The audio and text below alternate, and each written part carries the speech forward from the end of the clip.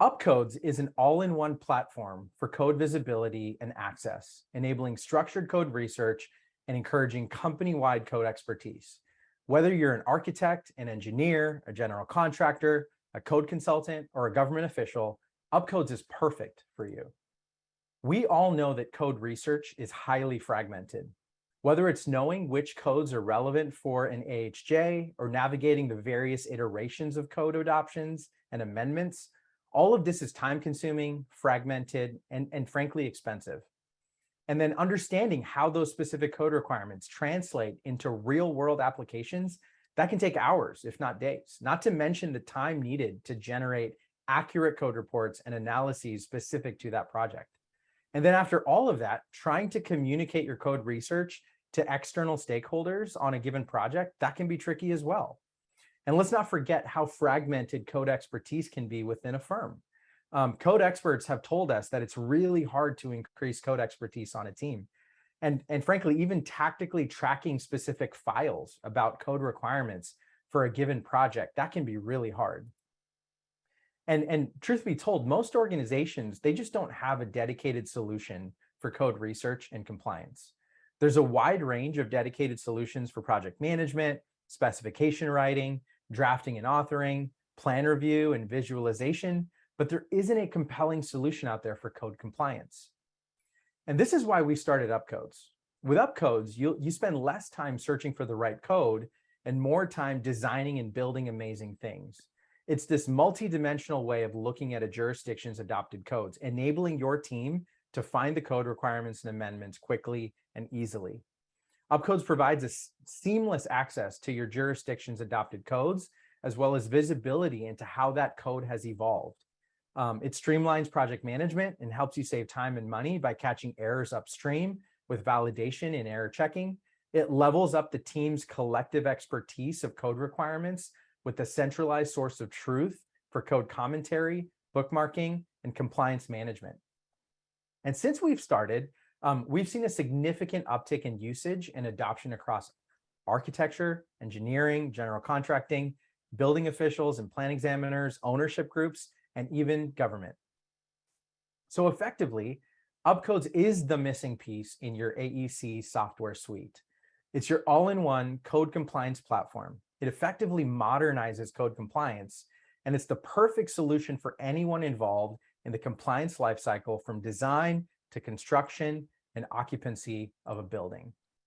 And now we're going to dive a little bit deeper into code calculators. All right, great. Thank you so much. Again, my name's Scott Johnson. I'm a registered architect and structural engineer in California, and I've worked both on the design side of the industry as well as the jurisdictional side of the industry for a total of about 24 years at this point. So first of all, let's talk about just our typical process that we go through whenever we're going through the design process as it relates to building codes. So first, we'll often begin our code research. We'll look for local requirements, for state amendments, this type of thing. And then as we go through the process, we'll find and then we'll start applying those specific code requirements to the project that we're designing. And then after that, inevitably there comes changes into the program. Could be something from our client, possibly things like adding a story, or it could be any number of things. And then also we end up receiving, hopefully not, but usually we'll end up receiving plan check comments from the city. And then that sends us back to the beginning and we start again doing more code research. So first of all, what are the code calculators specifically? So they will help you determine up to 15 different code requirements. They'll help you create and export a code sheet to a format that you can use, as well as you can be able to see some calculation explainers that will help you understand how the calculations were done. And another thing that the code calculators are is they're also integrated with state and some local amendments. For example, we have state-specific occupancy groups. Like in California, they have I-2.1 occupancy group. We have that available. We have mass timber requirements available if they've been adopted by that particular state or local jurisdiction. And then we also have things like occupant load factors. And also we have the plumbing ratios as they were amended. So what you can do also is you can be able to see how different changes that you make in your input will affect the output in a very quick way. For example, if you're calculating heights and areas, if you change the building from a fire separated occupancy to a non-separated occupancy, you can see how that affects the calculations. Also, let's say if you wanted to add a higher occupancy, higher hazard group, like on an upper floor, you could see if that might be allowed or not. You could add a horizontal podium separation. And also do things like increase the occupant load factors, change the areas, and see how that affects your egress and plumbing fixture counts. There's also fire ratings, calculations, and as you change the type of construction, you can see how those ratings will change, among other things. And then it also makes it easy to assess how various changes will affect the whole project. So for example, you could easily add a story, you could add mezzanines, you could look at other types of construction easily. And as you go through the process, you'll also see non-compliant conditions shown to you so that you can make corrections at an early stage. So in short, the code calculators will optimize your process. And the idea is to reduce or eliminate this cycle of always having to go back to the code and reduce the lengths of time that you're having to spend doing this code analysis and research. So we're going to go and we're going to build an example project. We're going to do a 5-story apartment building, and it's going to have retail and parking on its first floor.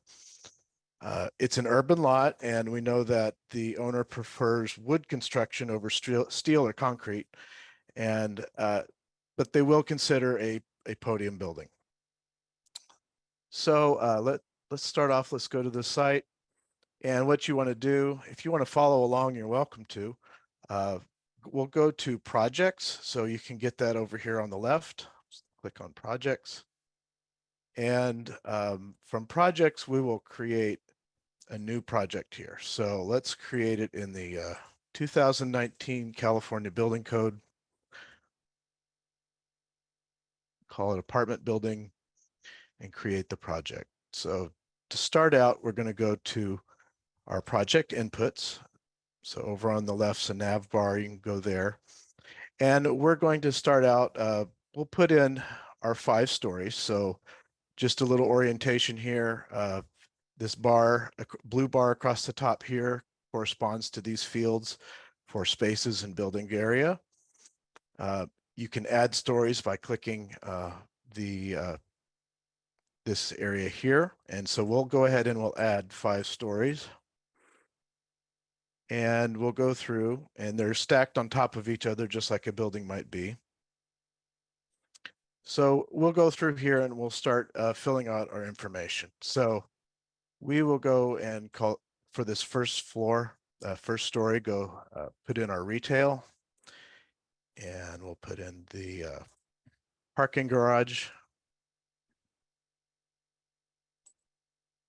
And we'll select the occupancy group for each of these.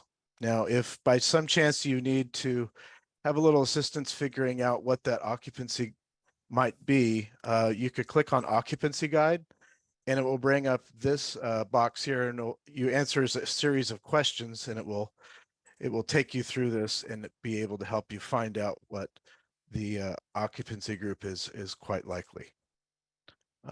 so we'll continue filling this out here. For our retail, we got mercantile. And this function of space drop down here, these are all the ones from chapter 10.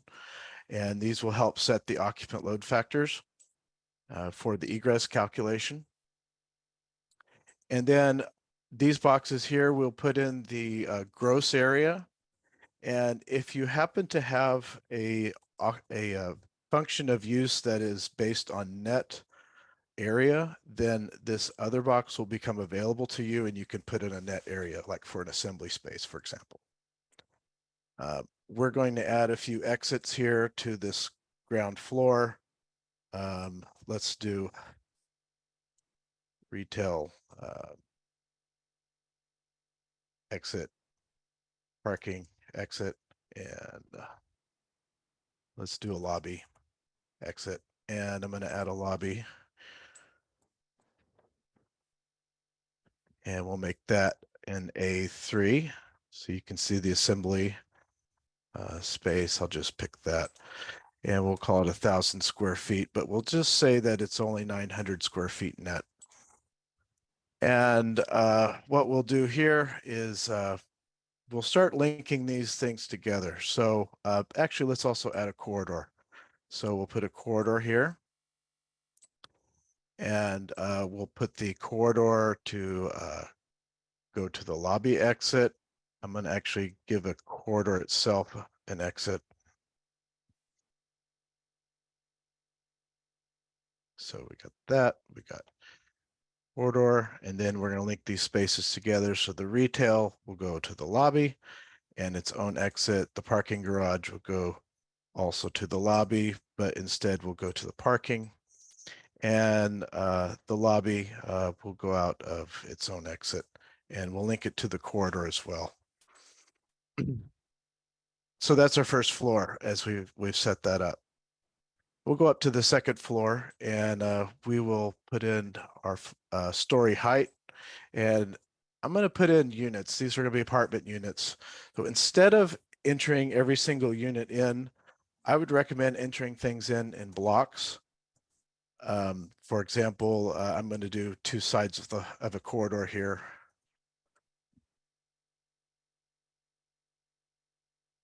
And I'll give these the occupancy group R2. And we'll call it residential.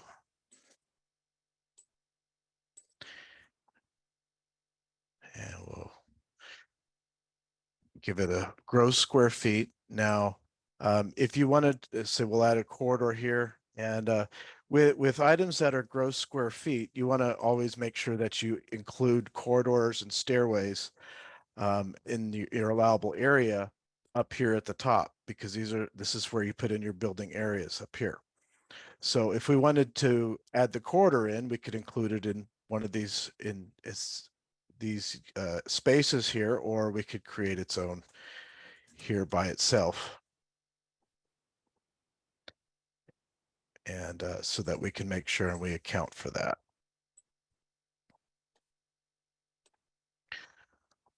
Now, if for some reason you wanted to zero out the occupant load for one of these spaces, like let's say a stairwell, or if you had a lobby in here or something like that, or for some reason you have an agreement with the building official that you don't have to count the occupant load there, you could put in a custom number here for occupant load and put in whatever you like. If you decide that you don't want to do that, just click on reset and it'll put it back to where it was. So we're not going to have an exit here. We're going to have 2 stairways. So the calculators will calculate stairway widths for you. So we'll add those in. And if you have some information that is missing, that's mandatory for us to be able to input, you'll get these red alerts that are like this. And so you want to make sure and clear out any of these things that are red, or else it won't save the information as you go forward. So, but as we go and connect these up to to spaces here, the exiting, it'll go away.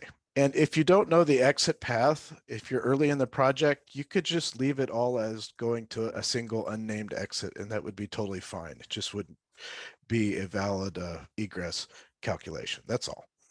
So we could, here's our second story. Now, instead of going and repeating this, entering all this again and again, we can use the repeat story function here, and we could add that in. We can repeat it 4 times, and then we'll just go up here and remove these others if we like. So if by chance you wanted to insert a story in here, so you could actually go between stories, you could add a story right there, and it will insert it between those, like in this case, the second and the first story. This becomes the new second story, and everything above it moves up. So I'm going to remove that. So we'll keep going forward. So we have 5 stories now, and then we're going to put in the average roof height. So let's put in 63. This particular question, so sometimes we'll ask you questions and they have to do with the specific state or city that you're in. So in this case, this question is a California specific question. So it might affect the height and area calculation in this case. So I'm going to answer that no, it's not state owned. We are going to say it's not fully separate, fire separated. We're going to use, let's say, type 5A construction, and we'll see if that will work. And choose the sprinkler type, 13A. And as you go through here and you choose certain things, there might be other questions that pop up. So let's go back up here.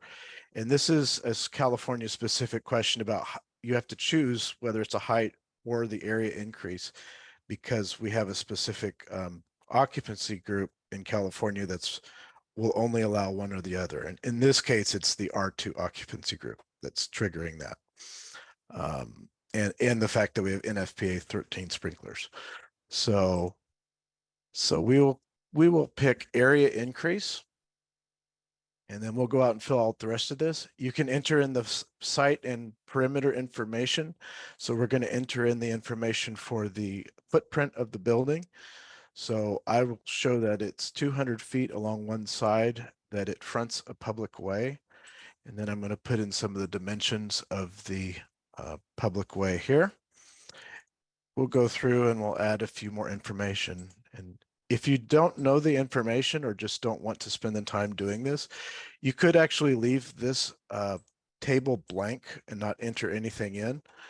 And what that will do is that will basically zero out any increase you might get from the perimeter around the building, giving you a allowable area increase. But we'll go ahead and enter something in here and you'll be able to see that. Okay, let's actually make this 20 feet. Okay, so you go through here and you answer a few more questions. Now, these questions specifically have to do with height and area. In this case, it's checking whether it might be an unlimited area building. Over on the left, you'll see that there's 4 different areas that we'll calculate different things for. Other questions will show up for these different 4 other areas. So again, they're just, most of them are quick yes or no questions. And we'll fill this out. Open parking garage. And let's go here and let's go see our building. And as we go to the results, you'll be able to see that whatever we have enough information to calculate, it will provide that. So in this case, we can see the minimum stairway width, and then there's some more things below, but let's focus right now up here at the top for the height and areas. So you'll see these red fields, and what that means is a non-compliant condition, and that we need to change something in our input for it to be compliant. If you wanted to go find out more about it, you could click on See Calculation, and it will bring up the explainer to be able to show which items are compliant, which are not. And so in this case, we know that our building height is not working for us. So let's go back, let's click on Edit Inputs. And let's do something here. Let's add a horizontal building separation to see if that's going to help us.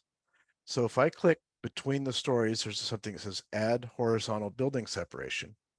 I click on that, and then we'll fill out what the type of construction is below the separation, which in this case, the building code requires that it has to be type 1A, and you have to have a type 13 sprinkler system. So we'll choose that.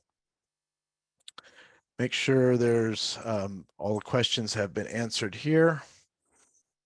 And we'll go back and take a look. And we'll see that, okay, now the building area doesn't seem to work. And we'll see what's going on here. And I believe what happened is I might have changed the area increase from the height. So let's go there and see what's going on. So, and then one thing you can also do is that you can go into the type of construction guide. So if we go to the type of construction dropdown, we'll see here that there's a construction type guide. So if we click on that, it's going to show us the various what's going to work for our particular set of inputs.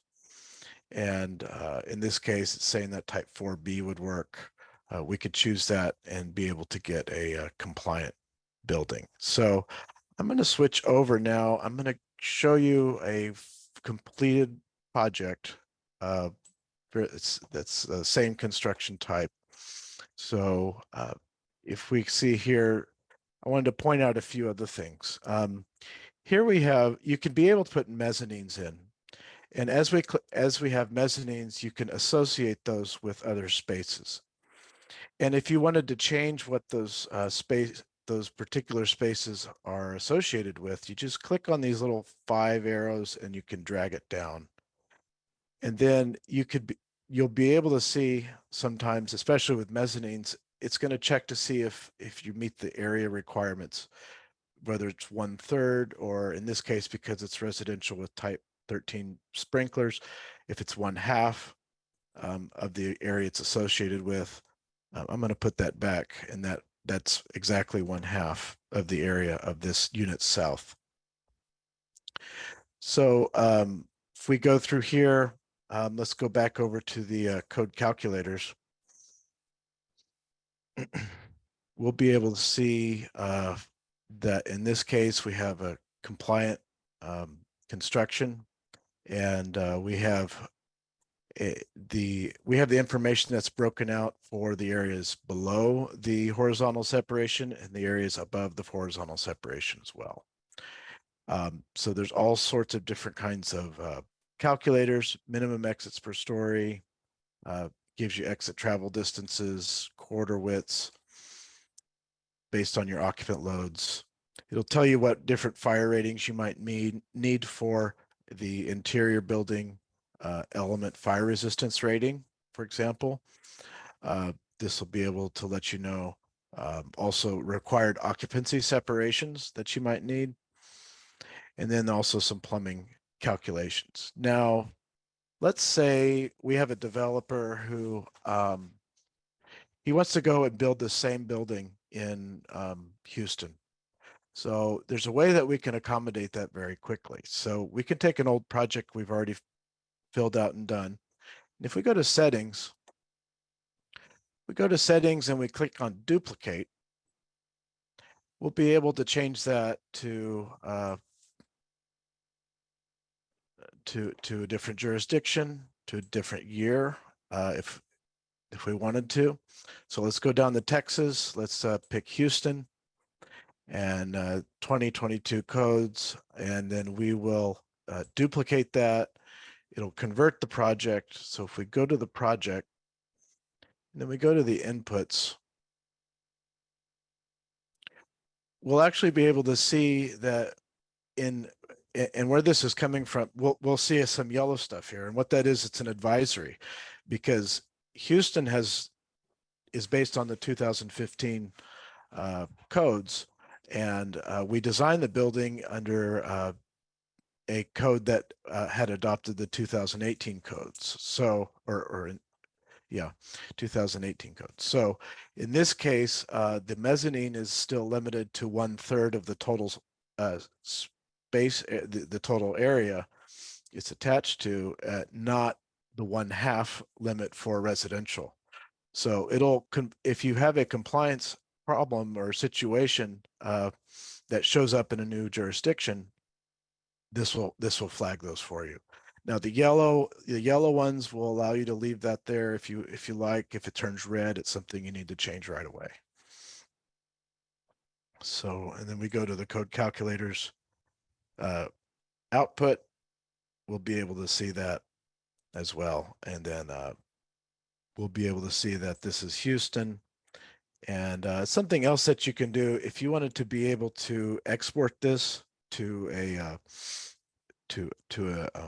an Excel spreadsheet or to a PDF, what you could do is click on Export to Excel, and then you could bring that up, and you'll be able to see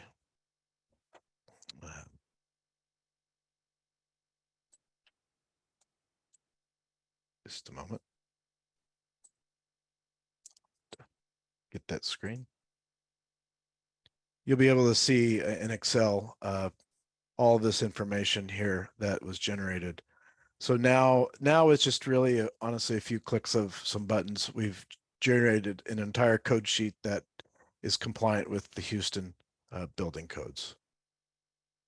And let's go back to our other screen here.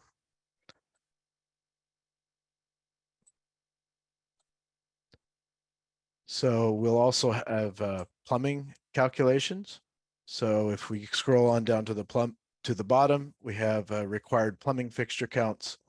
And those are calculated there by floor. And you can see the ratios that are used and such.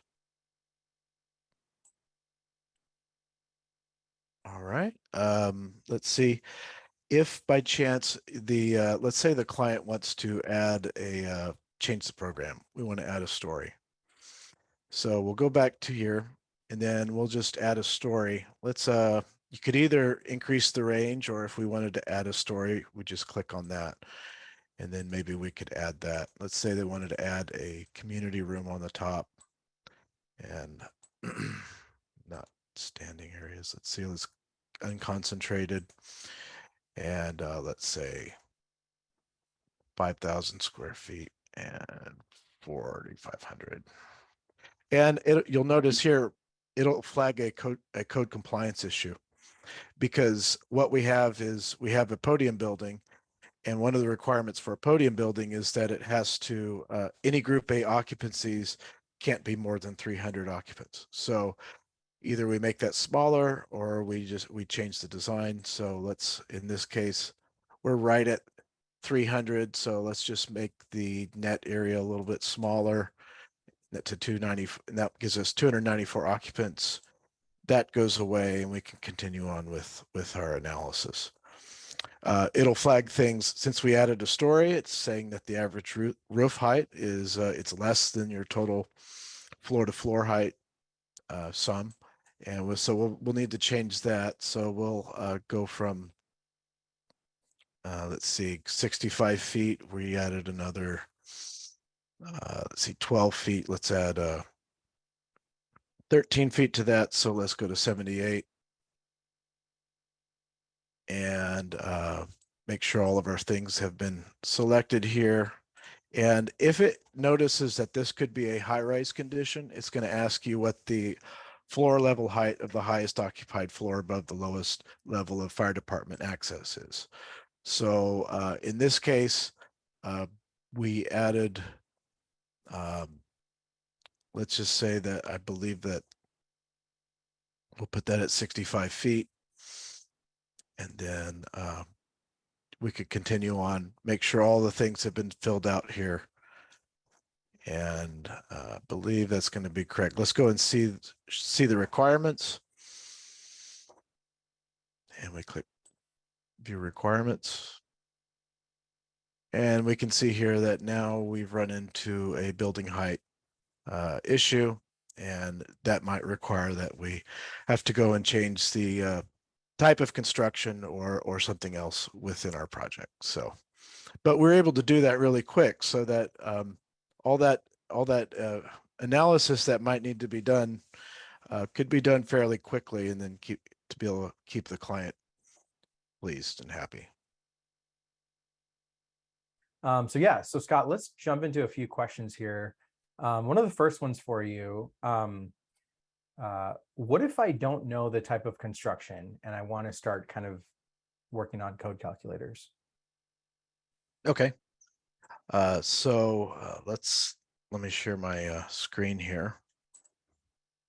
And so if we're starting out in a new project, I'm going to go there, and then let's just pick Kansas.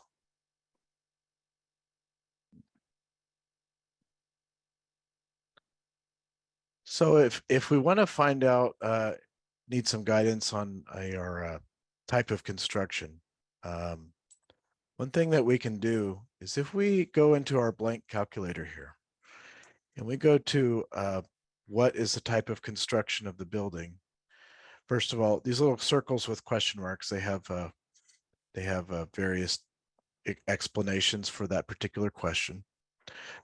But we're going to go to the construction type guide, and actually you could, if you wanted to, you could start playing with this a bit and be able to adjust some of these and put in some various amounts, and be able to do some quick what if type of situations. And if you want to kind of know more about what actually they are, these types of construction, one thing we could do is that we could go over here to our diagrams, and I'm going to go on here, and we can see, let's see, go down to type of construction.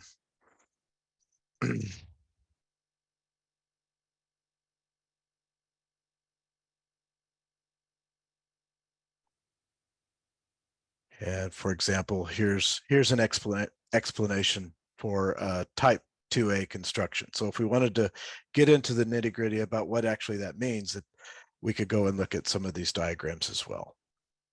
So that's a couple of ways that you could, if you're not sure about what your type of construction should be, that's one way to be able to do that. Awesome. Scott, another question. What is the difference between gross and net areas, and why wouldn't we be able to enter in the net area for some rooms? Okay. Again, I'm going to go back to to our project here, and let's just go to our apartment building. And the net and the gross area is based on Chapter 10 occupant load factors. That's where that's coming from. One thing you can also do is, if you want to click on this little gray box next to the word, it'll bring up a little diagram to be able to help explain what exactly that is. And then if you will be able to enter these in whenever you'll be able to enter in the net area when you select something that allows, or that's based on net area. So if I click one of the assembly ones, now we'll be able to enter that net area in right there. Okay. Great. Thanks, Scott. Another question here. So should I add corridors and restrooms and their areas to the project inputs? Yes, I would definitely do that. If you don't enter in those spaces into the building area here, then it's not going to include that in the allowable area calculation, and you'll end up leaving those out. Again, if it's something like a restroom, where arguably that you don't have any real occupant load because you have maybe we would consider that these come from adjacent areas. I would actually go in here and you could make the occupant load of those 0 if you'd like. But still, it's important to be able to count those into the building areas. Yeah. And since you're on the screen, this question relates, Scott. How would you add a story in the middle? Do I have to delete the ones above? No, you could either go and be able to add one. We have an add story place to select an add story between each story. So if I click here, it'll add a story between whatever's above and whatever's below. Another thing is if you wanted to move this around, you could actually click on these 8 dots and then pull it up to the top and be able to move stories around in that way. Great. So no, you don't have to go and delete a story in order to add it, or if you get them in the wrong order or whatever. Awesome. And how do you add multiple buildings to a single site? That's a great question. At the moment, you'll need to create multiple projects to be able to account for those. So one project should represent one building in this case. So great. All right. And then really important question for code calculators. How can we tell if the calculations are correct? Okay. Well, if you want to go and, well, first of all, I'm going to say there's nothing that you can really substitute for your own experience.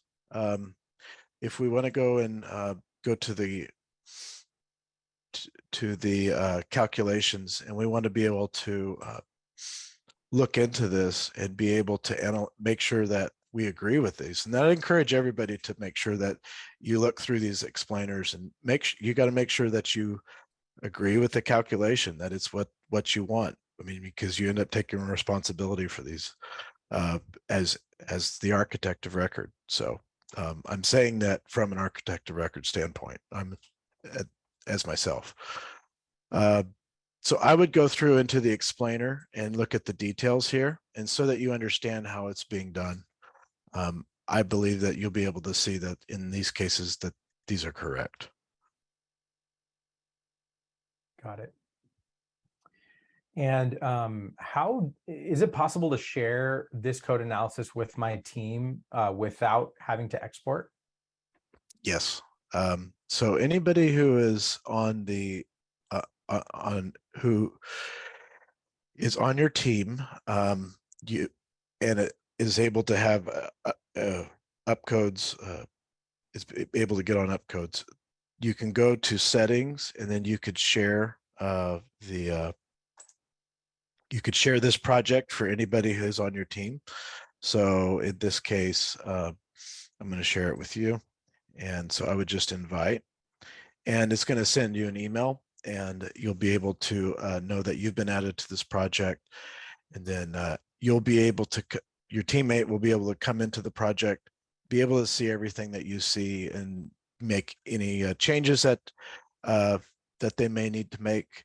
If by chance you don't want to allow any changes to be made, maybe it's a template that you've set up. This calculation thing is really great for making templates. So if you do a lot of the similar kinds of buildings, set up a template, and then you can lock it so that the project can't be edited by other people. And then if they want to be able to do their own project based off of it, they could duplicate that and then make a new one for themselves and work off that copy. Got it. Another question for you, Scott. In the apartment building, would the calculator let you know what fire rating separation is required between units? Yeah, let me show you where you'd find that. So if we go on down to fire ratings, and in this case, we selected separated occupancies. So it's going to show required occupancy separations here. And for the R2 to the R2, it says 1 hour, but also it shows a little footnote A. Be sure and go down and see what that footnote says. Here it says see section 420 for detailed requirements for sleeping and dwelling units. If we click on that, we can actually click on that and we'll take us over to that code section. And then we could go look for ourselves what more specific requirements there may be. And when there's been more specific code requirements, we've tried to bake those in here so you could see that. Also be sure and take a look at the explainer. There may in some cases be more explanation for that. We try to keep the explanation sort of light, but a little bit lighter on this summary sheet because this is what gets exported. But if you want to find out more detail, there might be some more in the C calculation button. Awesome. And I think you touched on it earlier, Scott, but could you talk a little bit more about the diagram tool section and how to use it or what it's for? Sure. Yeah, sure. So we go over to diagrams here on the left. So let's look at two different ways. So you could either see all of the diagrams we have, and we're up to around 700 diagrams at this point. And they're created by UpCodes, and or they're coming from a public resource like Access Board, for example. And we will let's go to this code section 420. You'll be able to see that as you go through the code, you'll see some of these diagrams here. So for example, here's one about chapter 11A scoping. This is one of two of them that have to do with this. And that's linked within the actual code section itself. And if you wanted to find more about this specific thing, there might be some overview over here on the right, or there might also be some links to be able to see these at various places. If we look at another one, window fall protection, for example, we could go, if we wanted to go to, let's say 1015.8, we could click on the little tag there and it will take us over to 1015.8. So the diagrams can help explain things. They can help navigate around to different areas. Lots of different potential uses for with these diagrams. You could do copy a link here, and if you wanted to go and email this over to a teammate, you could do that as well. Or we could just copy the image and then go and drop it into an email to help explain maybe a discussion we're having with the building official or another colleague or client possibly. And then the diagrams page, so to speak, you can be able to see all of them here. We could filter them out by year, by the code type, by the topic, or even maybe by construction phase, if that's helpful. So if we go to, for example, we want to see electrical ones, various ones have to do with electrical, we could see those, or maybe it's assemblies, this meaning of actual construction assemblies that are coming out of table 721. We could be able to see those. There's lots of different options and a lot of different things here that we might be able to use and see these diagrams for. Awesome. There's so many great questions coming in. We have time for possibly one more, and I'm just going to ask you this, Scott. Can we use the calculator to determine code requirements for an addition to an existing building? And how do you go about entering the existing building's information? At the moment, the calculators are mostly set up for new construction. We are looking into adding that feature for additions and such. So that's definitely on our radar. going forward here. Yeah, so thank you for sending in your questions. Scott, thank you for taking the time to answer it. We came for code calculators, but we also got to see diagrams and a few other pieces as well. So thank you. You know, if you want to take this further and see how UpCodes can be this all-in-one code compliance platform for your firm, email us at sales@up.codes, and someone from our team will directly reach out to you. And yeah, just want to thank you all for joining us today. We're excited to see how you use code calculators for your next project. If you have more questions about code calculators, you can contact us directly at support@up.codes. And with that, thank you for joining us. Have a really great day.